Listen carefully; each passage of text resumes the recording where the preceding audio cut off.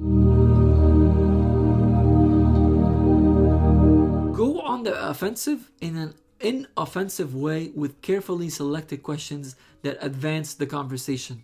Never, never, never make a statement, at least at first, when a question will do the job. Questions are nicer, again, and questions are smoother, and questions will not offend, and questions will not sound as attacking to the other person. So yes, go on the offensive in offensive ways. Let's take examples. We had a conversation with them and they said a statement. So you answer back by saying, "You seem like an intelligent person. Maybe you can clear it up for me.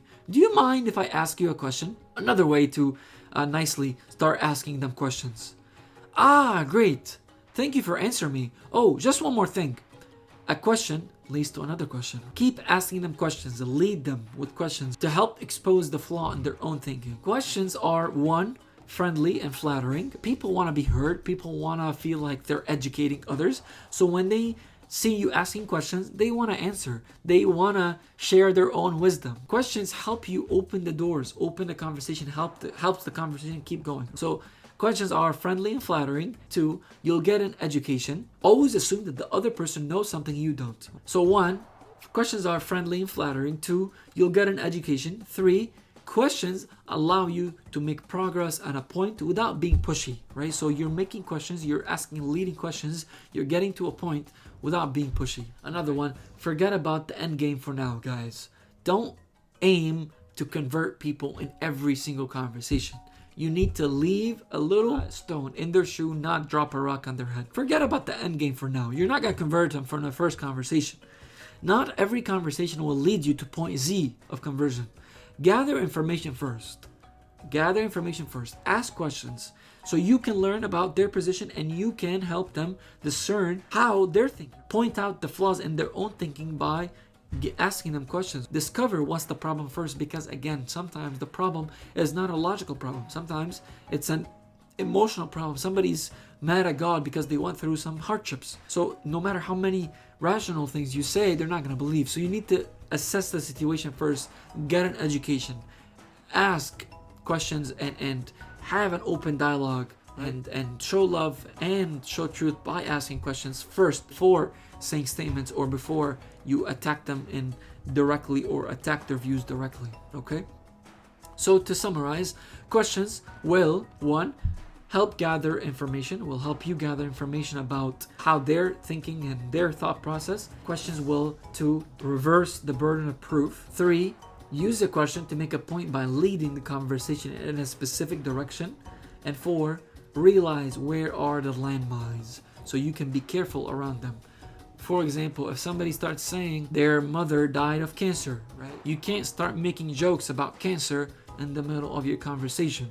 If somebody starts talking about how they went through a very hard breakup or they went through divorce, you can't start talking about how it's God's will for their life to go through that. First off, because it's not true. And the second thing is, you need to be careful where the landmine is. Maybe you should avoid this conversation till you develop a relationship of trust, right? Once you develop a relationship of trust between you and this other person, then you can start talking to them about God and how all things work out for good to those who love God, etc., etc. But you need to ask questions in order to gather information and realize where are the landmines. You guys know where the landmine is, right? You need to realize that, hey, there is a landmine here, there's a landmine here, there's a landmine here. I need to avoid these landmines in the beginning of a conversation in order to build this trust in the beginning. And then eventually we can address these landmines. But we need to develop trust before we address the very difficult questions and the very hard ones, because again, the landmines are emotional questions that have emotional implications with the person. Let the other person explain, clarify, and defend. Even attack. Don't get defensive. Just carefully listen. That's the first step. Even if you don't study apologetics, even if you have not studied it, everybody can do this first step. Everybody can listen. Everybody can take notes. Everybody can just grasp what the other person or where the other person is coming from. When you're talking with others in Sunday school, or when you have authority over a class or something like that, sometimes it's okay to end the conversation short by making statements and being clear, because you don't want to confuse the that are hearing a conversation. The same thing if you're having these conversations in a public setting. So if you're having a conversation in a public setting, you can't just be quiet the whole time while the other person is attacking. You need to be careful to not just let the person walk all over you, because there are others listening. You don't want to make your silence be a stumbling block to others. So it's okay in some instances to make statements. I'm not denying that fact. But when you're having one-on-one conversations, when you're trying to convert somebody one-on-one, it's very okay to just ask questions and to gather information. Okay, how should I do all of this? How to ask questions, how to gather information, how to avoid landmines, how to switch the burden of proof, how to use a leading question to help the other person reach the conclusion. Let's go over some examples of how to ask questions back in order to help the other person arrive to the right conclusions on their own. What do you mean by that? That's the easiest question you answer back, okay? That's the easiest question you ask back after somebody makes a statement. Okay? So let's look at some examples. Somebody says, do you believe in evolution? What should you answer? What do you mean by evolution? Again, as we discussed in a previous video, you can check it out right here, okay? There are many different types of evolution. What do you mean by evolution? That's the first question you should ask. Okay? What do you mean by evolution? There's more than one kind. Which one do you have in mind? Okay? What makes you think this kind of evolution is true, right? So after they answer a question, ask them more questions. Did you ever look at this evidence of, and you ask them, you start saying some evidence, okay? Have you ever considered that maybe a common design could mean a common designer? Have you ever considered that even if evolution is true, you would need a beginner? If there's a beginning, that means somebody, someone who started it all and hit the start button. It's just like a computer. You need to hit the start button or program it to start. Somebody needs to program it in the beginning to press the start button, right? If you have a computer, if you have a phone, in order for it to start, you need somebody from the very beginning needs to press start, right? Have you ever considered, even if evolution is true, you need a beginner. You need somebody to press start, right? You need to ask them these questions, okay? Let's look at another statement. If somebody says, what about all the evil in the world? The first question should be, what do you mean by that? What do you mean by evil? What makes things bad? What do you think makes things bad? Is that just your opinion versus mine? Is it your opinion versus Mussolini versus Hitler? Is it your opinion that killing babies is bad? Can we never say that Hitler was wrong because it's his opinion versus mine versus yours? If it's all about opinions, is it just opinions versus others, right? No one is wrong, no one is right. Everybody's just kind of, again, you're claiming relative truth. So are you saying that Hitler could have been right? Ask them questions. Guide them to their own flaws. Guide them to the flaws of their own thinking. Another question. Do you believe the Bible literally? Right? If somebody asks you that, what should you answer? That depends on what you mean by literally. What specifically were you thinking of? Ask them questions. Don't answer back. Ask them questions, because again, sometimes they have very distorted idea of the Bible and they don't know what the Bible is in the first place. Therefore, ask them questions. Understand where they're coming from. Okay. Science has proved that there is no God.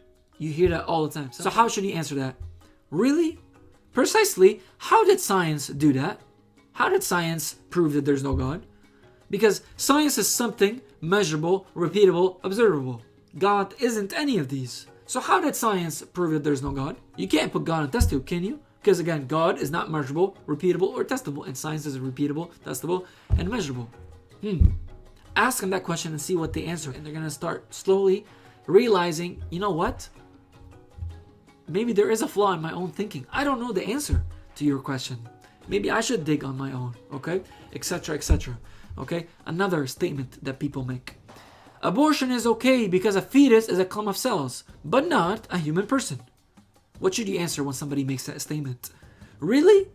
What's the difference between a fetus, a clump of cells, and a human person? What's the difference? They could say, how many cells there are, or the position of where they are, in the womb or outside the womb, or if they have a beating heart, or if they have a brain, right? So if they say a beating heart, you say, what if people have a deformity and their heart is beating irregularly and they have to function off machines? Does that give us license to kill them? What if somebody tells you a human is somebody that is conscious, somebody that is aware of their surroundings? You tell them, hey, does that mean that babies that are not conscious that means we can kill these babies even if they're outside the womb, even if they're 2 years old and they're not aware of their thinking. Or maybe if somebody has a deformity or has a disability, they're not fully aware of the surroundings. Does that mean we can kill them? Does that mean Hitler was right to kill disabled people? Ask them these questions. Point out the flaw in their own thinking. Depending on the way they answer, ask them more questions, leading questions to clarify that, hey, the way they're thinking is not right at all. Another thing you can ask them, so does the location of a clump of cells determine its worth and identity? If somebody tells you, hey, it's inside the woman's body, therefore you don't have any say in it, then start saying, okay, fine. Don't you know that the human body of a woman actually treats this clump of cells that you call clump of cells in a way as an outsider and lowers the immune system of the mother in order not to attack this outsider in her, right? And again, this proves that the body itself sees this clump of cells as another entity. It's not the mother's body anymore. And again, that is just nature, right? If that's nature, how can you say nature is my body, my choice, but nature itself is lowering its immune system in order to not attack the baby? The mother's immune system is weakened, so it doesn't attack the baby. Again, look this stuff up on another day. Ask them more questions to try to help them realize that their own way of thinking is very flawed. Let's take another example where you can ask, what do you mean by that? When somebody says, doing such and such would be beneficial for service or be beneficial for work, you should not jump on them. You should not attack them viciously. Your next thing is, what do you mean by that, right? As we said, what do you mean by that is the easiest question to ask and is very much needed to understand the other person's position, right? What do you mean by that? How do you think we should reach that goal? What are the practical steps we can do to achieve that goal? Have you considered other options if they achieve the same goal, right? Have you discussed other options? Have you thought about other options? Right? Hear them out. Maybe they're right? Maybe you're right, but let's hear them out. Let's hear each other out so we can have effective, positive conversations, okay? Another statement that sometimes people say, and it's very ignorant. Some people say, everything is relative. So how should you answer that? What do you mean by relative? Is everything relative? Would that apply even to your own statement? So when we say everything is relative, does that statement everything is relative? Because if the statement everything is relative, that means it's relative to you, not to me. Therefore, I shouldn't listen to you because that statement applies to you, but not to me because it's relative to you, but not to me. It's not absolute. It doesn't apply to me. It applies only to you. If it does, right? If everything is relative, why should I listen to you or you listen to me? Because again, everything is relative to you or relative to me, right? Everything I say is relative to me. Everything you say is relative to you. So no one should listen to anybody, and no one should read any books, and no one should, again, listen to any scientists, because everything the scientist says is relative to them, but not to you. Everything I say is relative to me, not to you. Everything you say is relative to them, but not to me, etc., etc., etc. Okay?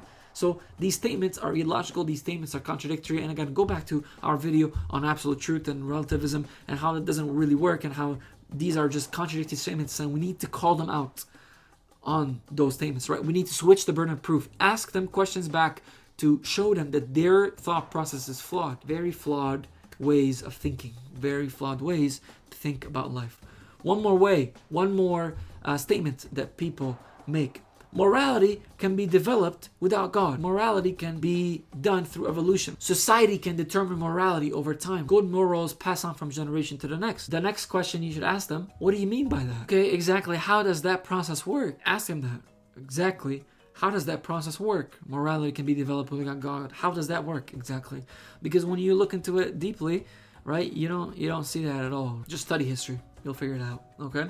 But you don't tell them study history, you ask them questions back, right? I'm telling you, the audience of my video here, you study history and you'll figure out the answer to that one out, right? But and we went over it a little bit when we discussed evil and God, and we discussed a little bit also of absolute truth. We answer both of these also in those videos, okay? So why ask, what do you mean by that? To summarize, it forces the other person to be more specific and precise about her or their concern. You want the other person to be clear so you don't misunderstand them, okay? If you aren't able to diagnose properly, you won't be able to address the real problem. You will most likely create a straw man to beat if you misunderstand or misrepresent a person's point of view or create a straw man, this is a serious misstep in any argument, even if done by accident, right? If you misunderstand them or twist what they're thinking or twist what they're saying, they're gonna figure out, hey, they're just trying to prove me wrong, they're twisting what I'm saying, they're not actually actively listening, and the conversation will be over. So we need to listen, actively listen, not to beat them, not to just figure out how they're wrong. No, listen to understand them. Listen because we love them. Listen because we need to be an open ear to them and hear them out. So eventually we build a connection of trust, and eventually the doors of their heart are open because of the love we established, and they can hear the truth eventually, okay? It could show you're not really listening to them carefully, right? Attentively, if you're not actually restating what they're saying correctly, right? If they start saying an argument and then you restate that argument for them wrong, right? You restate that argument in a flawed way, they can start saying, you know what, you're not actually trying to listen. Therefore, again, the other party could be turned off from you, and that effectively ends the conversation between you and them, right? And again, we lose a soul, right? We lose a soul, so we can't do that. Again, questions, or specifically the question, what do you mean by that? It helps the other person to be more clear in their own mind about their own view. It helps switch the burden of proof on the other person. It may sound strange, but most people don't understand fully what they believe. They don't understand what they believe. They're just repeating statements. Most are very confident, but once you question them with a simple question, what do you mean by that? A lot of them stumble. A lot of them tumble. A lot of them never thought through their own faulty thinking. That's your goal, to make them think about their own faulty thinking. A lot of them have never thought through their own faulty thinking, and that's why me and you are there, to help them think through their own faulty thinking. You are helping the other person discover their own ideologies, weaknesses, when you ask them to try and elaborate and explain their own thinking. I know it's easy to jump and make statements, but that's not going to convert anybody. You need to make sure you're helping the other person discover their own ideologies, weaknesses, and then that happens through asking them questions and them trying to elaborate on their position and their view, and them trying to explain their own thinking. They're going to realize their own flaws of thinking once they start thinking about how they think. Be sure to pay attention to the response to your questions. Understand their position clearly, and understand and maybe even take notes, right? If you have time and if the setting allows. If the meaning is still unclear, follow up with more questions. Say something like, how exactly does that work? Or can you clarify that for me? Or I'm not sure what you're getting at with this. Ask more questions till your position is clear, and maybe even restate their position to them. After they state their position, restate what they're saying, just to show them that you're actively listening and that, hey, I am listening and I'm trying to understand what you're saying here. This is an ongoing conversation, not a one-way conversation where I'm just trying to preach. No, I'm trying to understand where you're coming from as well, okay? Once you get more detail, feed the view back. Restate the view of the opposing person to them. Restate the view of the opposing person to them to make sure you got it right. You understood them right? So restate their position to them to make sure you understood them correctly, and that you're actually listening. You're not just nodding your head all day.